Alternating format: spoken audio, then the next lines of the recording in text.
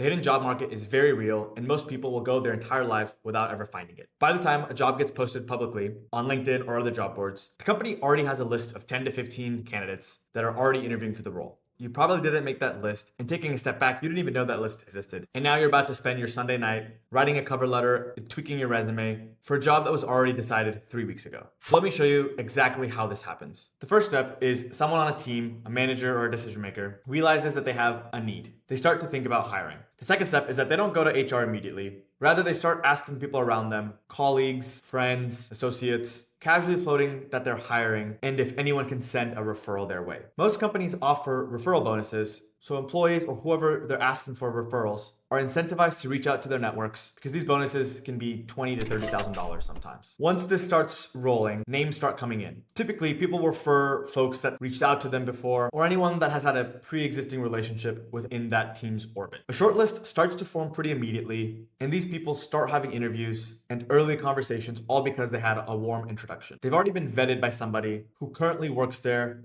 or is a trusted acquaintance of the hiring manager. 5 or 6 weeks later, the HR will finally approve the role, budgets get signed off, and a formal job description gets written. And only then, 5 weeks after the team has already started searching, does the post go live. This is when you see it. You'll see it on LinkedIn or Indeed or Handshake or whatever job posting. You'll get excited because it's finally something that fits what you're interested in. And then you'll spend 2 hours tweaking your resume and writing a cover letter. You then hit submit into the void and just hope that you get a callback. But what's actually happening is what I described. The company is already in final rounds with 3 or 4 people who are on their short list just from the warm introductions. By applying online and not finding these hidden job markets, you're playing a losing game and you don't even know it. This can be frustrating because I was exactly in your position not too long ago. I was sending hundreds of applications just from job postings, tweaking my resume, refining my cover letter, even reaching out to recruiters and hiring managers. I would wait for weeks after applying and hear nothing back. And I couldn't figure out why, because on paper, I had the best resume and I theoretically should have been getting calls. The reason I wasn't getting these calls is the same reason that you're probably not getting callbacks. The job market isn't just one market, it's 2. And most people only know about one, the one that's smaller, more crowded, and the losing half. 80% of jobs are filled before the posting ever goes public. This is the hidden job market. I've talked about it before. This is where real careers get made. In this video, I'm gonna give you everything that you need to actually find it for whatever field that you're pursuing. I'm gonna show you why this hidden job market exists in the first place. And then I'm going to show you why every day you spend in the wrong market, the one that you're currently in, is actively putting you behind. We'll go over the 4 things that you're probably doing right now that feel productive, but are keeping you invisible. And then I'm going to give you the exact 5-step system for finding this hidden job market and becoming that person who ends up getting on the short list before applications are ever posted publicly. By the end of this video, you're going to see exactly why you're invisible to the people who hire and exactly how to stop being invisible. But before any of these tactics matter, before I can give you a single email template or target list framework, you have to understand why this hidden job market exists. If you don't understand the underlying fundamentals, every step I give you later is going to feel a little bit weird and unnatural. So just start here. Stick around for the later parts of the video to really understand how you can find yourself in the hidden job markets. So here's what most people don't realize. Companies don't really want to post jobs publicly where anyone can apply. It costs a lot of money and it wastes a lot of time. Posting a job is the last resort. To understand this, sit in the hiring manager's seat for a second. Pretend that you have your dream job, you're at a company, you've been promoted, and you are the person who's making decisions and hiring younger talent. You don't want to sift through 500 resumes from strangers. You don't want to interview 50 people that you've never heard of who could just waste your time. And you don't want to sift through automated systems and find a needle in a haystack. What you want is a warm lead. Someone that your team already trusts, someone who's already been vetted informally or formally by the people that you work with and you trust every single day. Referrals do 3 things for a hiring manager. First, they reduce risk. A referred candidate is a known quantity, and if your coworker vouches for someone, the worst case scenario just got a little bit less scary. The second is that they save time. Hiring isn't anybody's favorite part of a job, and every week a role stays open, the team is stretched thin, and referrals can cut weeks off the hiring process. The third is that it raises the quality floor. If someone good is willing to put their name behind you, there's real signal in that. No one's gonna vouch for somebody else unless they truly believe in the person that they're referring. So when a role actually opens up, the first thing that any team does is ask the people that they know, who do we already know? If there's 10 people on a team, that's 10 people that can ask 10 people each, so 100 people who are now recruiting for free on behalf of the company. And this is how 80% of jobs are filled. It's not comfortable to understand or accept that, but this is just how it is. I don't make the rules here. 80% of roles get filled from that internal ask before HR is even involved. What typically happens is a warm referral is introduced to a hiring manager directly. They have a conversation, they might meet a few people, and then the interview process is just formalized to get that person through. And so you might be thinking right now, well, why do they even post? The posting happens typically for formality and also when the internal asks fail. So when nobody on the team knows the right person, the posting is relevant and shouldn't be discarded entirely. But you have to understand that when a posting becomes available to you, weeks have already passed and there's likely already a shortlist. So it's not impossible to get a job from a posting, but your odds are very, very low. And again, this isn't a conspiracy. This is just how humans hire. And it should make you uncomfortable because every single day that you keep doing what you're doing right now, playing the losing game, not trying to find the hidden job markets, means that you're just falling behind. So let me show you what that exactly can look like. So picture two people who are at the same school, the same GPA, same major, and graduating the same year. Two identical individuals. Person A is you. On most days, they're opening handshake, scrolling on LinkedIn, applying to whatever comes their way in a very reactive manner, just tweaking their resume for the 15th time, applying in the mornings, sending some emails to recruiters in the evenings, applying to 30, 40 roles a week and hearing nothing. Person B is looking actively for the hidden job market and doing something different. Every week, they're sending 5 emails to real people at 5 different companies. And these are companies that they actually care about and can speak intelligently about. They're having a call or two, they're building something real, a project, a memo, something that they can share that shows that they're actually interested in the job. And they're not really in the job search, they're just having a conversation that will lead them to the hidden job market. Over 6 months, Person A has 800 applications, but 0 relationships. They maybe get 10 phone screens, and it doesn't really lead to anything. Person B has sent 100 emails on the other hand. They've had 40 real conversations and has 5 people at their target company who know them by name. They have a project that they've iterated on a few times and have sent it to people at these companies. So when a role opens up at one of these companies, whose name is going to come up in step 2 of the hiring timeline we talked about, when the decision makers and managers ask their team to go find people that they already know? They're not going to think about you, who's just a piece of paper in a large pile. They're going to think about person B, who's already in the room before the job ever went public. And this is the part that gets really uncomfortable. This gap will just compound. Every week that you spend in the wrong market isn't neutral. It's getting person B closer to the list while you get further from it. And this isn't about effort or working harder. It's just about being in the flow of information and in fact, working less. If you're not in the conversations before the posting gets live, you're really just invisible. So if everything that you're doing is clearly putting you behind, what exactly is everything that you're doing? Because I want you to see yourself clearly here.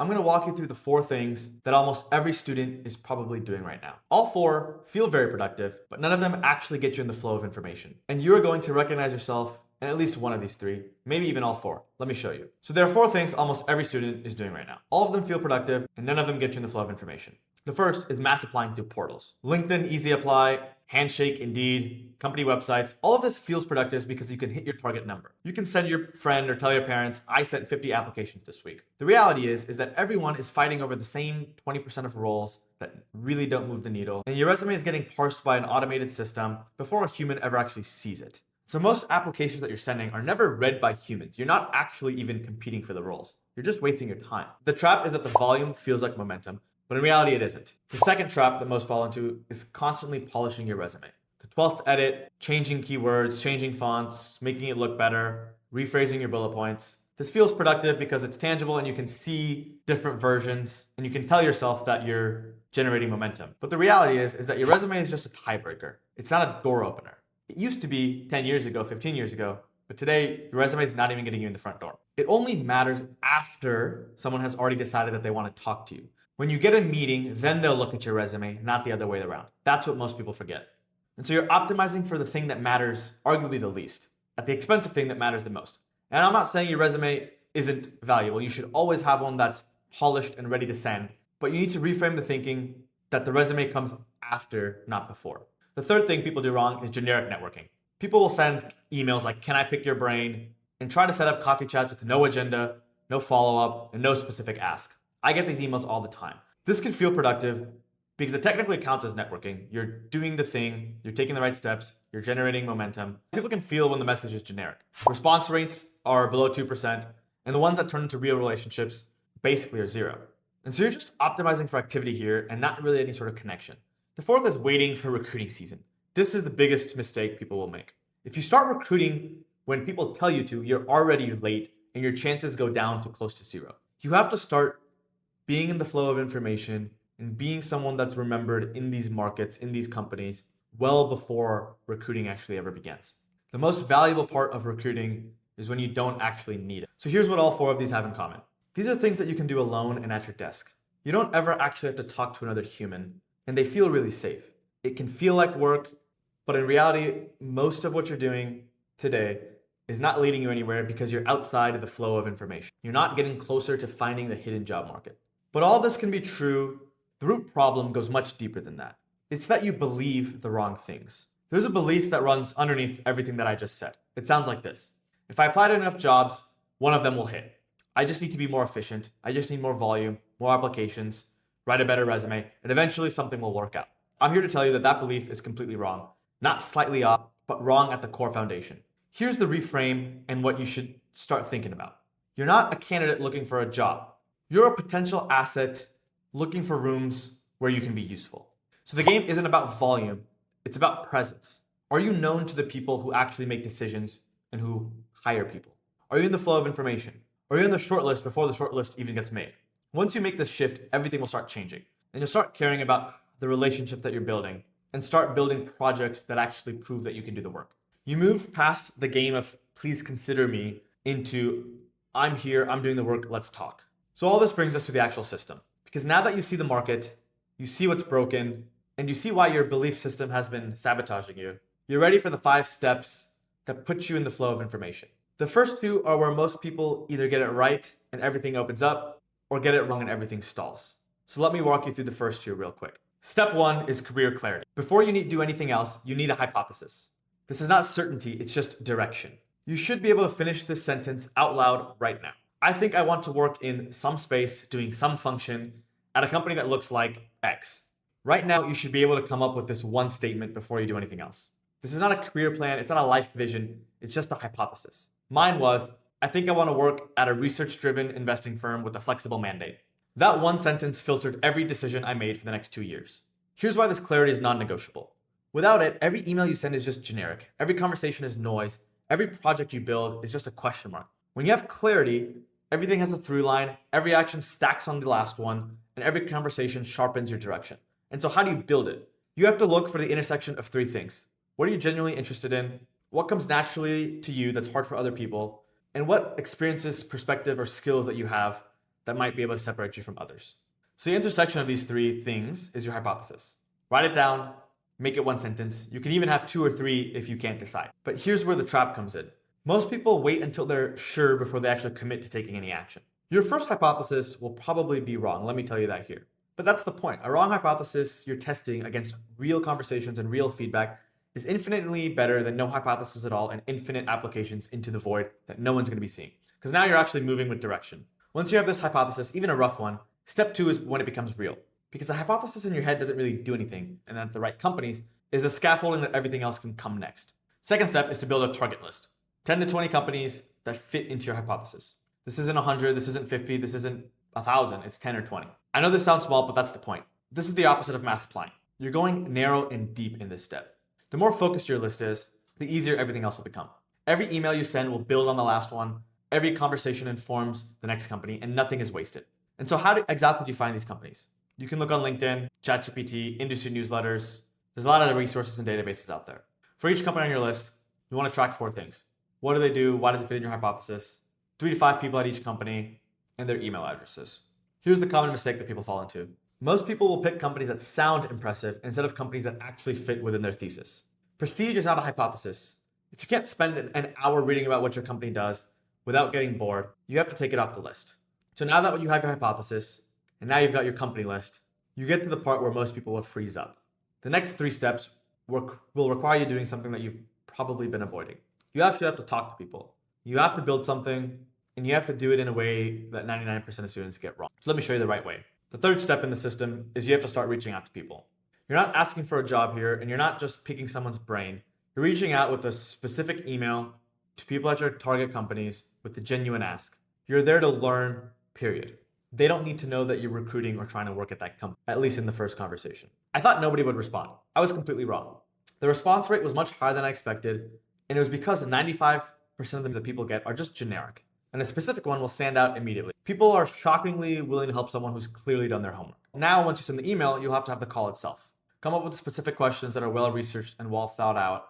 Come from curiosity, listen more than you talk, and just try to form a genuine relationship. But even the best conversations will only get you so far, because at some point, talking isn't enough. You have to show people you can actually do the work. And step 4 is where most students separate themselves from the entire field. It's also the step that most people skip, so don't skip this. Step 4 is you have to build a project. This is something tangible, whether it's a memo, a prototype, some code, whatever it really is. It's just something that proves you can do the work in whatever field that you're trying to attack, whether it's engineering, marketing, finance, or whatever. Because a resume will tell you that I can do this, but a project says I already did this. One of these people will get the call and the other will get ignored. So what you build depends on your hypothesis. If you're going into finance, you can maybe write an investment memo or a sector deep dive. If it's marketing, do a campaign teardown or a growth strategy proposal. If you're trying to get into product, you can do a product teardown or build a prototype. If you're trying to get into back-end engineering, you can create the infrastructure around a coding project that you would build. Anything that just showcases that you fit the company and the role that you're trying to apply for. Pick the format that matches closely to what you think people in that role do, and you'll start to show people that you can think like somebody who already works there. So here's the part that I need you to hear now, because it's the thing that stops people from doing all this work. Your project doesn't have to be perfect, and you don't need to do it for every company. You'll slowly learn how to create your judgment on which companies to do this for and when to do them. But is that this just has to exist. A messy first draft that's not perfect beats any perfect project that just lives in your head. It has to be polished and quality, but it doesn't have to be perfect. And you can also mitigate this a little bit by framing it as a hypothesis when you send it. You can add language like, here's how I would approach this, I'd love your feedback, or tell me where I went wrong. This framing removes all pressure, and you're not claiming to be an expert. You're just showing that you can think and do the work. Here's what will make this compound. Your project and your outreach will feed into one another. The conversations you have will sharpen your project, and the project makes your follow-ups much more powerful. Instead of just saying, I'm checking in here, you have something that you're sending for real, and nothing is really wasted. So at this point, you've got a hypothesis, you've got a list, conversations are happening, and you have a project in hand. If you stop here, you're already ahead of 95% of students. But the people who actually land offers that they truly want, that end up making $200,000, $300,000, and truly launching their careers, they do one more thing. And it's the shift that separates doing the work from winning the game entirely. Step 5 is you have to get strategic and surgical. Now, this is only going to be for the top performers and the 1%. You shift from I'm exploring to I know exactly where I'm going, I'm moving with intent, my train has already left the station. And here's what surgical looks like. Your list has evolved, some companies have moved up, some have dropped, new ones were added based on what you actually learned. Some conversations made a company more interesting, others revealed a culture where you wouldn't want to actually work in, and that's just as valuable. Your project has iterated based on real feedback from insiders.